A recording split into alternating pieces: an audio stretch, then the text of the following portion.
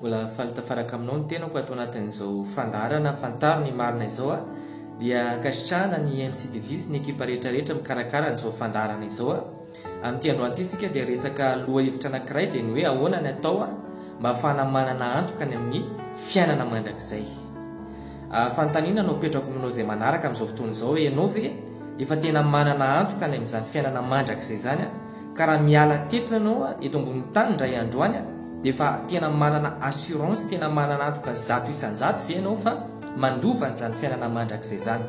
Famarinana voalohany izay ambaranay aminao dia hoe tsy avy amin'ny andraikitra izay misy ny olona anankiray ny amin'ny fiangonana misy azy na ny asa soa izay ataon'ny olona anankiray na ny fandoavan'ny olona anankiray fanatitra no ahafahan'ny olona anankiray manana antoka ny amin'izany fiainana mandrakizay zany.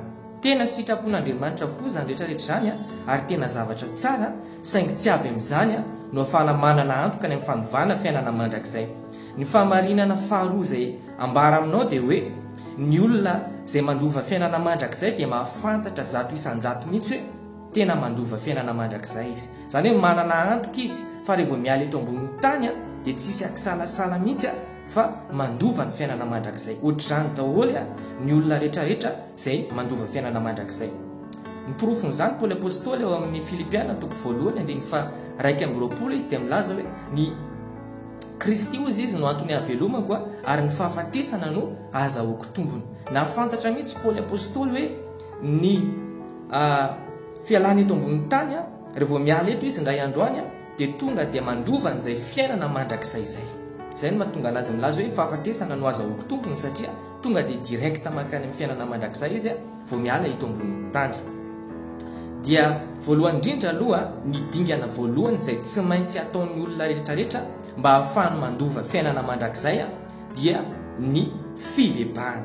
Ny atao hoe fibebahana dia fitodiana amin'Andriamanitra, fiovana lalana mitodika makany amin'Andriamanitra. Zany hoe raha nakany amin'ny ankaviany olona anankiray izay makany amin'ny fahaverezana zany ilay lalana ohatra dia tsy maintsy mitodika makany amin'ny ankavanana indray izy izay lalana mitondra makany amin'ny makany an-danitra zany. Zay ny atao hoe fibebahana. Atafiditra ao anatin'izay fibebahana zay ny fiekena, ny heloka sy ny fahotana sy ny fahadisoana rehetrarehetra mila miaiky ny olona anankiray. Ambaran'ny tenin'Andriamanitra mantsy efa samy nanota avokoa isika rehetrarehetra, tsy misy marina isika na dia ny ray ary fa ny olona rehetra dia efa samy nanota ka tsy maintsy ekena aloha izay fahotana zay, tsy maintsy ekena ilay izy hoe tena mpanota tokoa ny olona anankiray, tsy maintsy ekenao ny fahadisoanao, mila ekena ilay izy hoe tena tsy mety ilay lalana fa tena mila n'Andriamanitra, mila mitodika amin'Andriamanitra amin'izay manomboka amin'izao. Zay natao hoe fibebahana. Ny tenin'Andriamanitra any amin'ny Isaia 5:7 dia milaza hoe aoka ozy izy ny ratsy fanahy ahafohy ny lalany ary ny mpanota ahafohy ny heviny. Mila fahafohizana ilay izy, mila afohy ilay fahotana, mila tsy ankamamina intsony ilay izy fa mila décision manapa-kevitra ianao ny afohy ny lalan-dratsy sy ny fahadisoana rehetrarehetra. Zay no antsoina hoe dingan'ny fibebahana.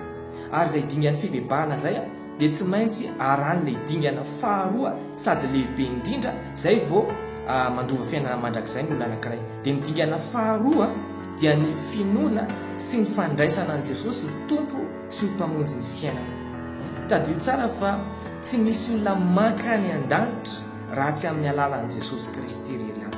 Jesosy dia nilaza ao amin'ny Jaona 4:21 hoe izao ny lalana sy fahamarinana ary fiainana, tsy misy olona makany amin'ny ray afa-tsy amin'ny alalako. Amin'ny alalan'i Jesosy ihany izy ny billet d'entrée izay andovana fiainana mandrakizay. Ny fananana an' Jesosy Kristy. Ianao ve efa manana an' Jesosy? Ny tenin'Andriamanitra ny amin'ny Jaona 1:5 ny 2:12 dia milaza hoe izay manana ny zanaka no manana ny fiainana, izay tsy manana ny zanak'Andriamanitra no tsy manana ny fiainana. Fiainana mandrakizay ilay resahana eto. Ny antoka, ny zavatra tokana fananao manana antoka fa hanana ny fiainana ianao dia ny fanananao ny zanaka. Ny tenin'Andriamanitra tsy niteny hoe hanana ny fiainana fa manana ny fiainana. Zany hoe amin'ny fotoana ianao manana ny Jesosy dia manana ny fiainana mandrakizay ianao, mandova ny fiainana mandrakizay ianao, manana assurance ianao fa handova n'izany fiainana mandrakizay zany. Ka ireo dingana anankiroa ireo dia dingana fameno reo ao anatin'io dingana faharoa io a dia mila mandray an' jesosy ny olona anankiray ho tompo sy ho mpamonjy ny fiainany manokana manomboka eo ambarany romana toko 10 andininy fasivoka hatramin'ny 10 a fa amin'ny vava no any ekena azahoana fahamarinana amin'ny fo ny noana azahoana fahamarinana ary amin'ny vava no any ekena azahoana famonjena zany hoe mila manaiky amin'ny vava zany ny olona anankiray ary mila mino amin'ny fo fa jesosy ny tompo ho mpamonjy anazy dia ho voavonjy ny olona anankiray mifameno reo dingana anankiroa reo zany hoe tsy maintsy mandalo miaiky ny fahotana mila mibebaka aloha dia zay vao mino sy mandray an' jesosy ka misy tadalam-bavaka amin'izao fotoana izao zay ampamereniko anao raha ohatra tena resy lahatra ianao te handova n'izany fiainana mandrakizay zany ianao reo ny lalana zay tsy maintsy ataonao mba ahafahanao mandova fiainana mandrakizay mifameno reo ary tsy afa-misaraka reo ka raha resy lahatra ary ianao amin'izao fotoana izao